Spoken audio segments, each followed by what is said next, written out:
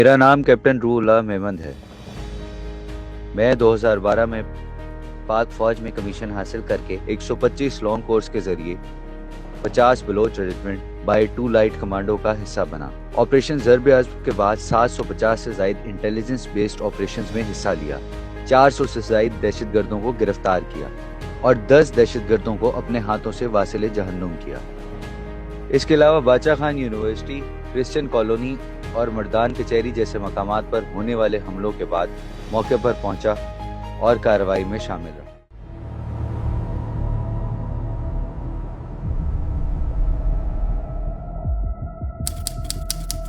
24 अक्टूबर 2016 की रात क्वेटा की फिजा में एक अजीब सी खामोशी थी, ऐसी खामोशी जो तूफान से पहले आती है। रात तकरीबन 11:10 पर 3 भारी असलहा बरदार दहशतगर्द बलोचिस्तान पुलिस ट्रेनिंग कॉलेज में दाखिल हुए, जहां सैकड़ों पुलिस कैडेट्स गहरी नींद में थे।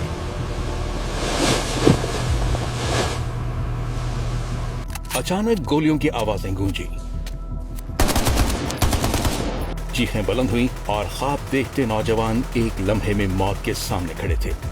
दहशतगर्दों ने अंधाधुंध फायरिंग की, यरगमाल बनाया और खुदकुश जैकेट्स के साथ उस जगह को जहन्नुम में बदल दिया। इस वहशियाना हमले में मुतअद्दिद कैडेट्स शहीद और कई जख्मी हुए। ये सिर्फ आदात नहीं थे, ये कौम के मुस्तकबिल के टूटे हुए ख्वाब थे। ये कोई इत्तेफाकी हमला नहीं था, बल्कि एक मुनज़्ज़म, बुज़दिलाना और बैनुल-अक़वामी सरपरस्ती में तैयार किया गया मंसूबा था। दाइश खुरासान और लश्कर झंगवी के दहशतगर्द अफगानिस्तान में अपने हैंडलर्स से राब्ते में थे और इनका मकसद वाज़ेह था, ज्यादा से ज्यादा लाशें, ज्यादा से ज्यादा खौफ। 2 दहशतगर्दों ने खुद को धमाके से उड़ा दिया, जबकि तीसरे को सिक्योरिटी फोर्सेस ने हलाक किया, मगर धमाकों ने पहले ही तबाही मचा दी थी। अंधेरा, बारूद की बू, खून में लुथड़ी जमीन और हर तरफ बेबस इंसान।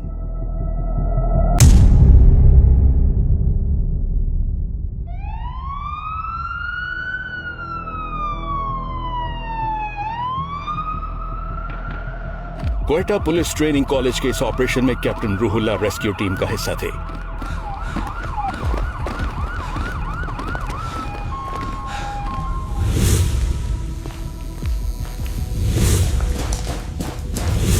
क्लियरेंस ऑपरेशन के दौरान एक अंधेरे कमरे में दाखिल हुए, जिसमें 40 से 50 पुलिस कैडेट्स फंसे हुए थे।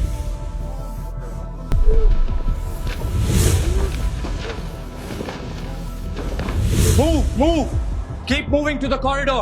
Stay low and watch your step. कमरे को क्लियर करवाते हुए उन्होंने गन पर लगी टॉर्च से कमरे का मुआयना किया, जिस पर बेड के नीचे एक शख्स नजर आया।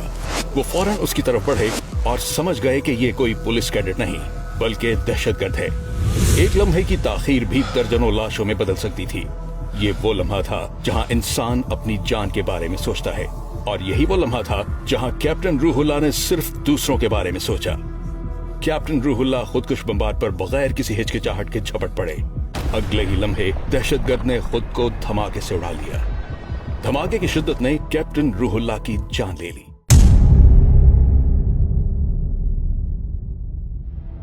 मगर उनके जिस्म ने उस आग को समेट लिया जो दर्जनों नौजवानों को निगल सकती थी। ऐनी शाहिदीन के मुताबिक कैडेट्स ने अपनी आंखों से देखा कि कैप्टन रूहुल्लाह उनके सामने ढाल बन गए। ये महज एक अफसर की शहादत नहीं थी, ये जंग के बीच इंसानियत की फतह थी। कैप्टन रूहुल्लाह मेमन ने अपनी जान देकर साबित किया कि पाकिस्तान का सिपाही सिर्फ लड़ता नहीं, बल्कि बचाता भी है। तमगा जुर्रत उनकी बहादुरी का सरकारी एतराफ है, मगर असल तमगा वो जिंदा जाने हैं जो आज भी सांस ले रही हैं। वो माँ बाप हैं जिनके बेटे वापस घर लौट आए, और वो कौम है जिसे एक सिपाही ने अपने खून से महफूज किया। कैप्टन रूहुल्लाह मेमन शहीद खुद तो चले गए, मगर उनकी जुर्रत, उनका फैसला और उनकी कुर्बानी हमेशा याद दिलाती रहेगी कि जब अंधेरा गहरा हो जाए तो पाकिस्तान का सिपाही रोशनी बनकर खड़ा हो जाता है।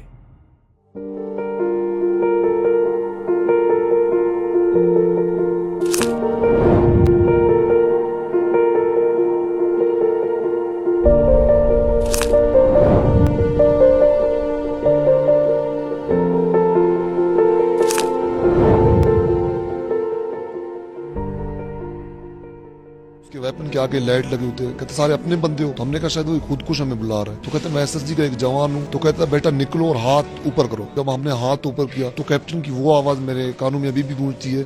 तो उसने कहा ये चारपाई के नीचे कौन है। जब उसने चारपाई पे लात मारी तो वो खुदकुश उधर बैठा हुआ था। तो उस कैप्टन को मैं सलाम करता हूँ कि उसने ब्लास्ट होने से पहले अपने आप को उसके ऊपर फेंक दिया और हमने देखा जोरदार धमाका हुआ। फिर हमें पता नहीं क्या हुआ, ये ब्लास्ट के। हम बहुत फख्र करते हैं कि वो शहादत हासिल किया, क्योंकि उसका आरज़ू था कि हम शहीद हो जाए। हम फख्र करते हैं। मैंने उसको पहले से कहा था कि आप मेडिकल में दाखिले ले जाओ, लेकिन उसने कहा कि हम मेडिकल में दाखिले नहीं लेते, हम फौज को जाते और शहीद हो जाए तो मेरा फख्र होगा।